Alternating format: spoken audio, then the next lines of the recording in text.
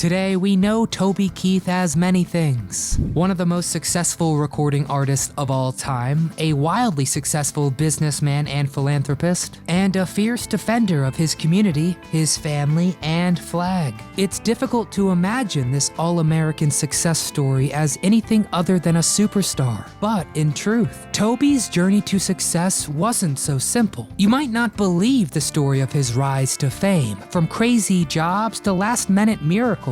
From horrible tragedies to redemption. W.H. Stratton here, and today we're looking at the life story of Toby Keith. But this isn't one you've heard before. Trials, tribulations, and tragedies. We're going to dig through it all, finding what lies beneath the surface of this American icon. In short, we're going to learn about the real Toby Keith. And we'll update you about his current health problems. Make sure you click that thumbs up icon to show support, and subscribe to the channel for more. But come on, let's go find out. What happened?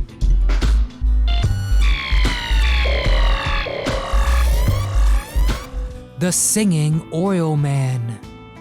Toby Keith was born in Oklahoma. His father was a military man and lost his eye on the job. He was tough on Toby, but he taught him the importance of sacrifice and family. Concrete lessons that would stick with him forever.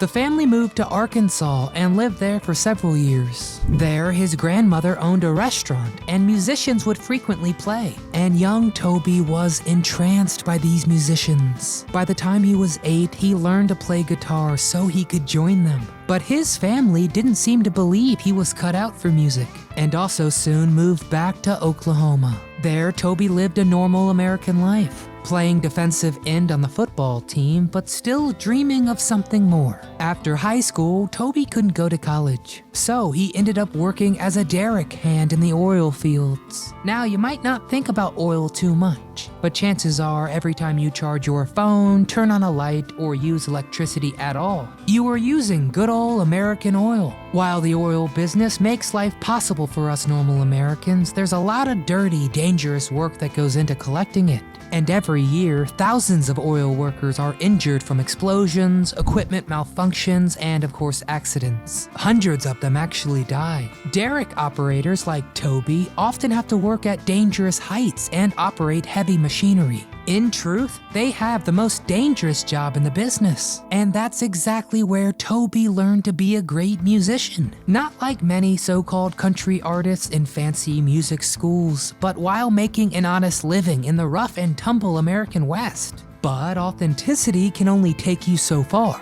And it seemed like Toby Keith wasn't going anywhere. Waiting for a miracle. Toby was good at his job, and in just a few years he worked his way up to being an operations manager. But while he was slogging away at the oil fields, he had dreams of making it as a musician still. And when he got a chance, he got some musicians together and started to play gigs at local bars. Toby often had to leave mid-set to go back to work. To make matters worse, in the early 80s, the oil industry began to decline in Oklahoma, and Toby now found himself without a job. To earn enough money for food, he played semi-pro football for a bit, but his heart was not in it. And so he made a promise to God. If he didn't have a contract with a record label by the time he was 30, he would give up on his dream and never play a note of music again. Eventually, he scrounged up enough money for a bus ticket to Nashville, where he played for strangers on the street and passed out copies of his demo to anyone who would take it. Deeply depressed and nearing 30, Toby prepared to give up and head back to Oklahoma. But then a miracle happened. A fan of his, who happened to be a flight attendant, was on the same flight as a record label exec, and she risked losing her job to give him a CD of Toby. The executive liked what he heard and went to go see Toby Keith play. And they signed him to a deal on the spot. And the rest was history. Or was it? Two tragedies. Toby Keith has always been a family man. His father was always one of his biggest heroes, in part because of his military service and sacrifice for his country. Toby had a horse ranch nearby where his father lived. His dad loved to work there with the horses, continuing to be a role model for Toby. But in 2001, everything changed. Toby's father was going about his business driving his car to the store when disaster struck. He lost control of the car, went into oncoming traffic, and was hit by a charter bus. He died from his injuries soon after, and Toby was crushed. He was told that the accident was his father's fault, and that there was nothing that could have been done. But Toby's father was still a capable, healthy man and an excellent driver, so it seemed unlikely that he could have made such a disastrous mistake. But what could Toby do? Redemption. So Toby committed to something he loved, music. And what he ended up with was the patriotic anthem, courtesy of the red, white, and blue, the Angry American. It only took him 20 minutes, and when he finished, he had maybe his most personal song ever, dedicated to both his country and the man who taught him everything he knew. Record companies begged him to record and release it, knowing that it would make them tons of money. But at first, Toby refused, saying the song was too personal to be introduced as a single. He wanted the troops to hear it first, and he did many performances for active soldiers. This began a trend for him. Since 2002, he's performed for more than 250,000 service members across 17 countries, including Iraq and Afghanistan. And when the song was finally released, of course it was a smash hit.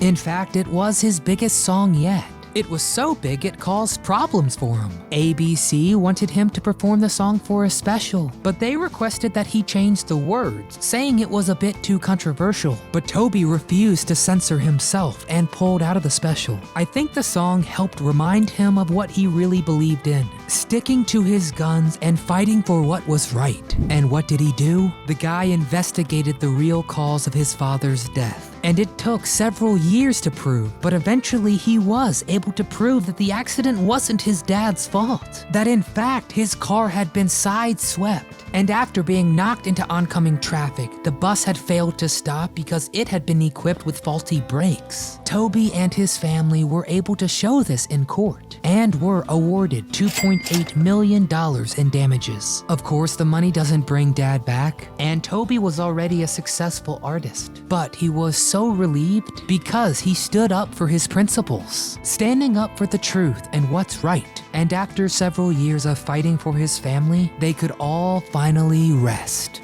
A new challenge. Although Toby has been known to party from time to time, remember his drinking anthem, Red Solo Cup? As he gets older, he lives a pretty healthy lifestyle and has never publicly had any health troubles. You'd never believe he was 50 years old, but just wait till you hear he's actually 60. I know, I couldn't believe it. And so, fans were very shocked to learn for almost a year now, he's been battling stomach cancer, and around 11,000 people die each year from it. Toby isn't the first celebrity to battle the disease. Both John Wayne and Mr. Rogers died from it in their 70s. And Toby isn't a stranger to the world of cancer, as he's helped people with conditions for years through the Toby Keith Foundation, which provides housing for pediatric cancer patients in his home state of Oklahoma. And so, all Toby Keith fans, don't despair. We can report that Toby seems to be doing okay for now. He said for the past 6 months, he's been receiving chemo, radiation, and surgery. And right now, he's planning on spending as much time with his family, but he does want to get back to touring as soon as possible. So while this is far from an ideal situation for Toby Keith, fans have faith that he'll pull through. And if anybody has the guts to keep fighting, it is Toby Keith. In today's shiny country landscape, it's kinda hard to find artists who truly stand out.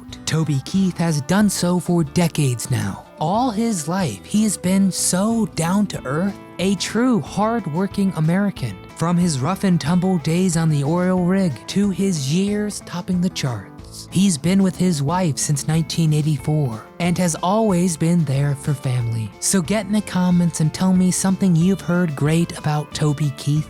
What's your personal favorite song of his? Have you ever seen him in concert? I look forward to reading your comments. If you enjoyed our video, please give it a thumbs up. And make sure you're subscribed and come back often so we can always tell you what happened.